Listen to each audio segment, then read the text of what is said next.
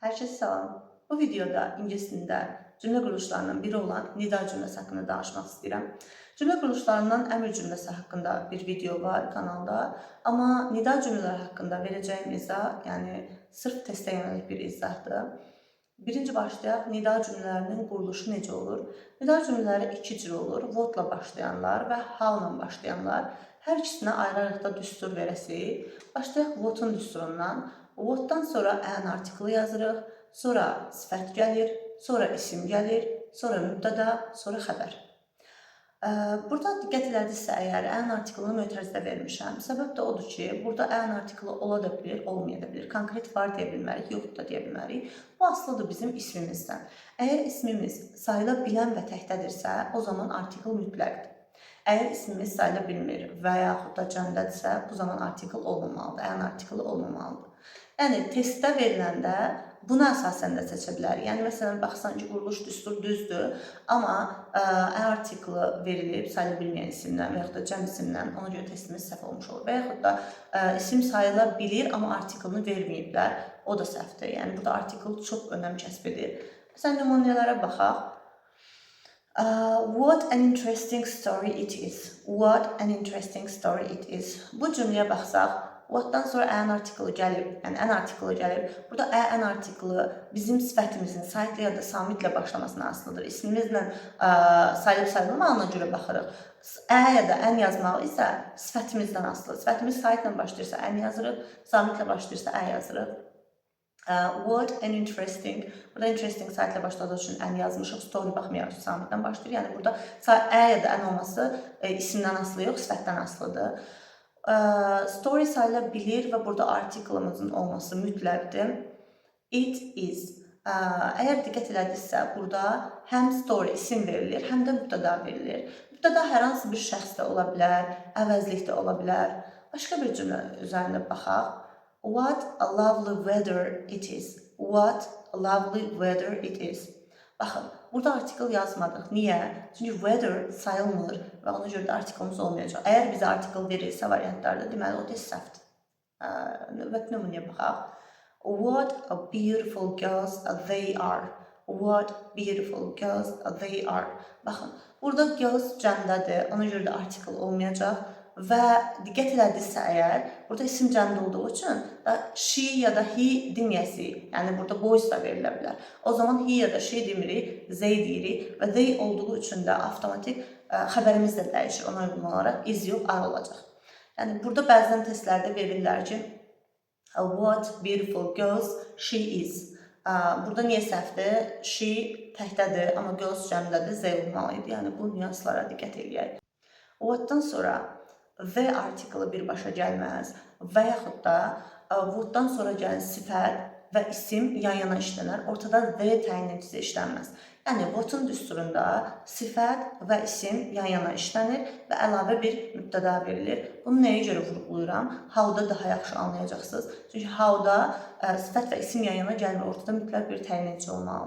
İndi isə how-nun düsturuna baxaq. How-dan sonra and the artiklı gəlmir. Birbaşa sifət, yaxud da birbaşa zərf gəlir. Və ondan sonra təyin edici gəlir. Təyin edici ola bilər the artiklı, this, that işarə vəzləri və yaxud da asılı gəliyə vəzləri, my, your, his və s.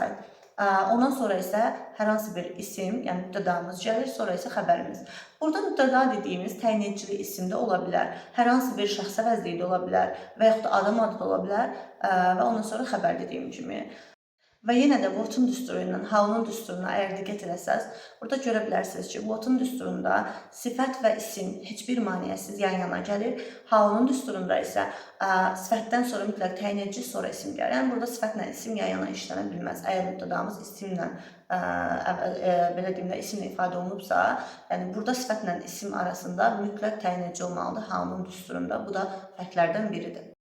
Başqa bir fərq də budur ki, what-dan sonra zərf işlənmir, amma how-dan sonra zərf işlənir. Yəni, biz əgər hər hansı bir hərəkəti nida cümləsi ilə ifadə ediriksə, məsələn, o necə də sürətli danışır və zərf veririksə, bu zaman cümləmiz mütləq şəkildə how-la başlayacaq.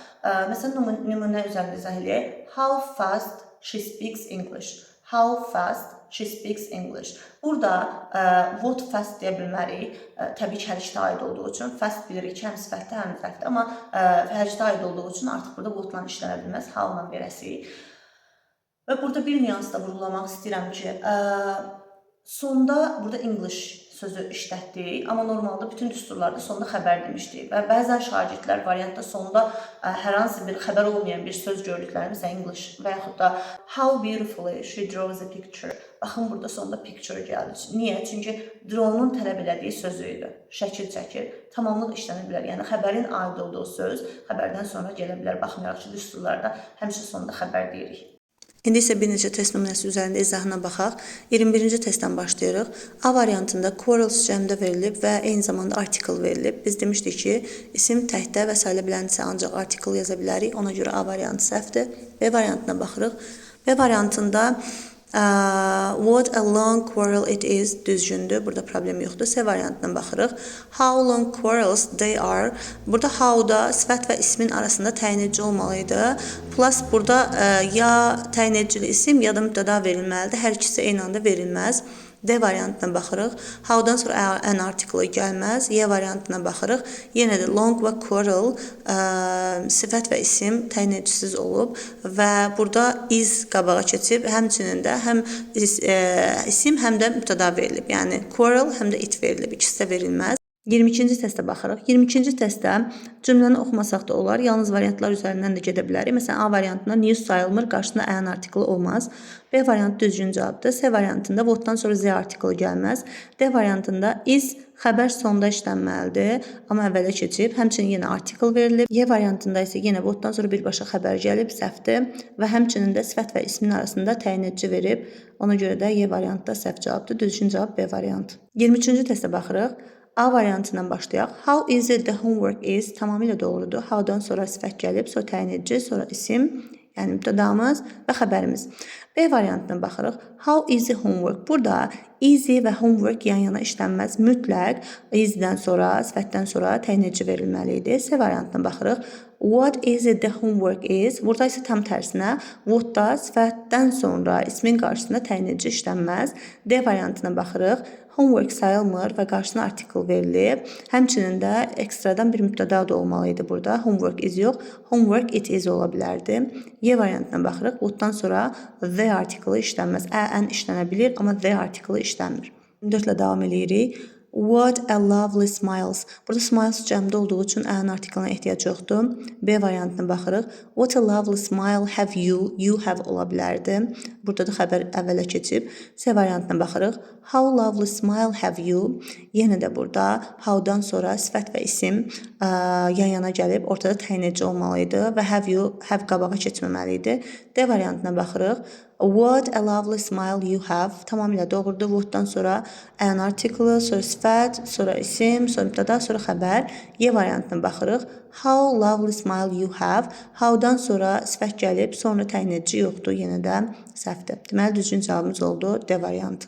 25-ci testin quruluşu biraz digərlərindən fərqlidir. Burada cümləni verir, bizdən sadəcə nida hissəsini, yəni what yaxud da how yazmamızı istəyir.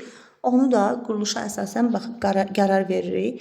Burada imaginative author he is, yəni sifət, isim, mübtəda, xəbər, həm isim, həm mübtəda ancaq what-un düsturunda var və eyni zamanda sifət və isim heç bir təyin edicisiz yan-yana gəlib imaginative author.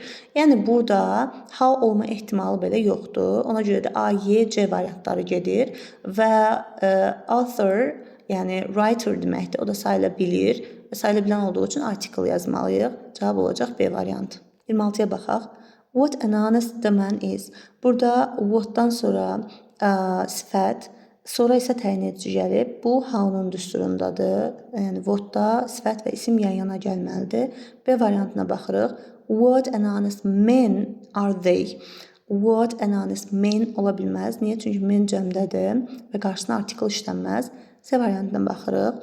What an honest man is he. Burada da he is olmalıydı. Xəbər əvvələ keçib mübtədadan. D variantına baxırıq. What an honest man he is tamamilə doğrudur. Y variantına baxırıq. What an honest men they are. Burada yenə də men cəmdə olduğu üçün artikla ehtiyac yoxdur. Cavab olur D variantı.